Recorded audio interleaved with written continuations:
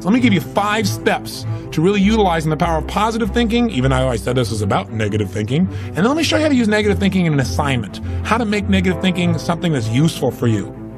So step number 1, decide to develop the habit right now, the habit of focusing on what's right in your world instead of what's wrong. The habit of focusing on what you do have instead of what you don't have in a situation. And as basic as that is, and as well as you know it, you've got to make it a habit, because those habits form the chain of your ultimate character, of who you become and how you end up living your life. We've got to condition ourselves, because if we don't, we'll go back to the automatic state that most people live in today's society. The way to develop the habit is to go on a mental diet. I did this several years ago. As positive as I was going through unbelievable pain at the time. I'd had some major disappointments, some frustrations. I felt like I'd given it all. But what turned me around is one day I picked up this book called The 7-Day Mental Diet. It was a little tiny little booklet. And all the booklet really did was, for about 12 of the 14 pages, it challenged me to really see if I could really truly, for 7 days, live my life without one negative thought. And it kept saying throughout the book, now don't just say, yeah, I can do it, and don't just say, I'm gonna do it. Think for a while before you commit to this. Don't actually commit unless you're really gonna do it for 7 straight days, no matter what.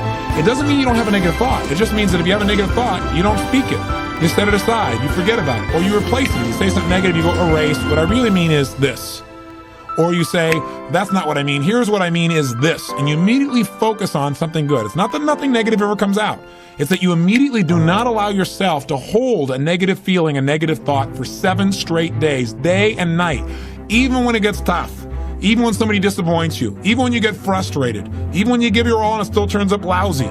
Listen, if all I did was rant and rave on this tape and you didn't listen to anything else I said, but you took on this 7-day challenge, you can't believe what it'll do to your life. Now, I gotta tell you, when I first read the book, I thought, wait a second, being positive isn't gonna change my life. I gotta deal with the real problems around me, those real challenges that are out there. I don't wanna just be positive. Somebody says, how's it going? I go, I'm doing great. And they go, why? You go, I don't know, but I just feel good. I don't wanna be that way. I wanna be real. I wanna be on top of things. But you know what? I thought, wait a second. I can be positive about solutions. I can still notice that there's some challenges out there without being negative about it. I can look at the challenges and say, okay, here's what's good about this. Here's how we can use this. Here's how we can turn this thing around. And continue to focus on that. So I took on the challenge for 7 days, changed my life. Now, by the way, one of the keys is you have to have 7 straight days of being absolutely positive. Not one negative thought, not one negative expression that you hold on to. Got to let go of it immediately. If you do not do this, if you're 3 days into it and you do well, and then you have a bunch of negativity, you got to start over. And you know what? After you go about 4, 5, 6 days in a row doing really well, something major negative is going to happen. How's that for some positive programming? But what it is a test to see how committed you really are. I'll tell you something, after 7 days, you feel like a different person. People around you respond to you like you're different as well. All you want to do is establish the habit of noticing what you do have instead of what you don't have. Noticing what's great about a situation versus what's not great. Focusing on solution instead of problems. That's what changes your life. Here's key number 2. Instead of judging yourself and others, decide, remember these are decisions, decide right now to become curious instead of judgmental. But remember, when you find fault in other people, when you start noticing constantly how they've wronged you, how this person is not good enough, or they're too egotistical, they're too proud, or they don't really care about people, as soon as you start judging other people, you just got to remember something. If you start judging other people, you can also start judging yourself intensely. If you're angry at other people, there's a very good chance you're angry at yourself as well. Maybe we need to perceive more and judge less. Maybe instead of finding fault with other people, without really thinking about what they've gone through to be where they are this day, maybe we can get really curious about what's making this person be in the state they're in, or what's the motivation behind this person's anger. For example, a lot of times we think somebody's being negative or angry or we're frustrated with them, but we never bother to find out what's really going on. I know myself, I was at a party recently and I fell prey to this. There was a woman who came to the party. Everybody behind her back was talking about how unbelievably egotistical this woman is, how negative she was. But you know what? I sat next to her at dinner time and I got a chance to really find out who she was. I got curious about her. And I began to find out about all the pain she'd been through in her life. When I realized was this woman was just barely hanging on to her life. She just needed to know that people cared. She was so afraid of being rejected that she put out this ego because she didn't want someone to reject her, so she figured she'd reject them first. And I got a chance to really know her, and she's a wonderful person. I'll tell you something else we've got to be careful of that ties in with this, of our being judgmental. Out of our fear of having heroes in our society today, we seem to try and consume them and destroy them as quick as we can.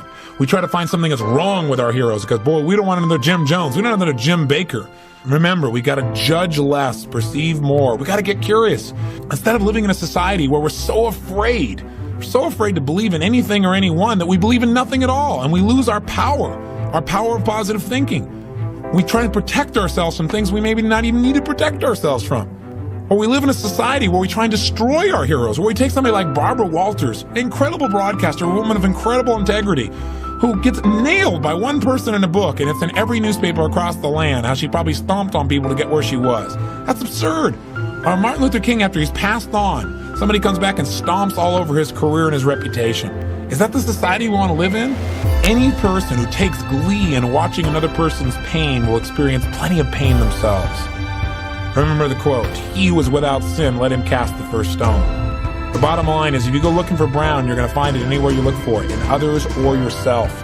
Free yourself from the disease of making others wrong, and you'll free yourself from the disease of making yourself wrong. You have a lot more energy to create solutions instead of problems. It's part of the power of positive thinking instead of falling for the destructive power of negative thinking. If you want to get curious, just ask yourself, what do I like about this person?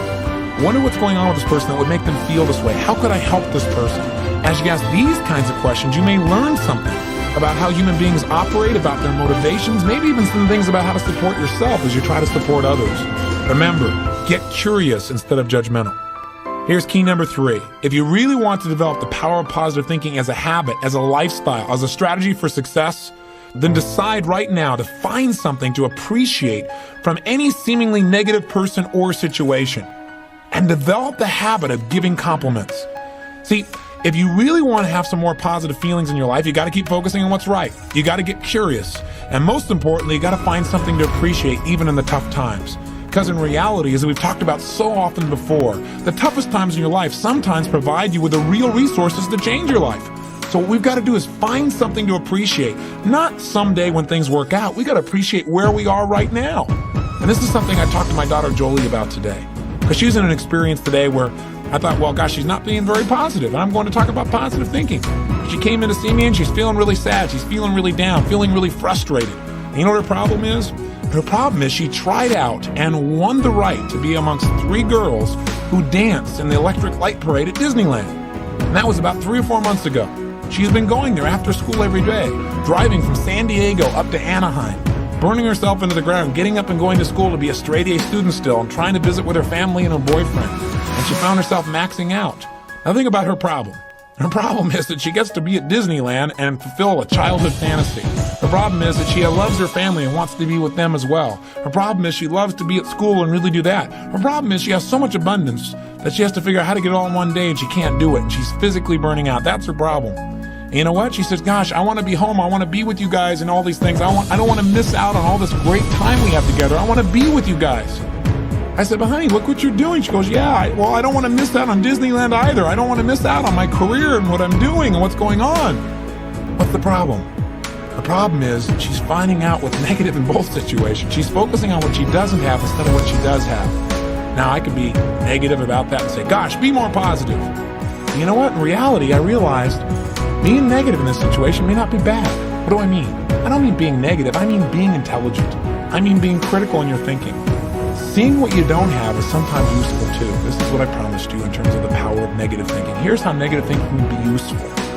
I sat down with her and I said, honey, let's look at the advantages and disadvantages of both. Let's not just be positive. Let's look at it. The whole thing is positive. Let's know that no matter what you choose, you've won.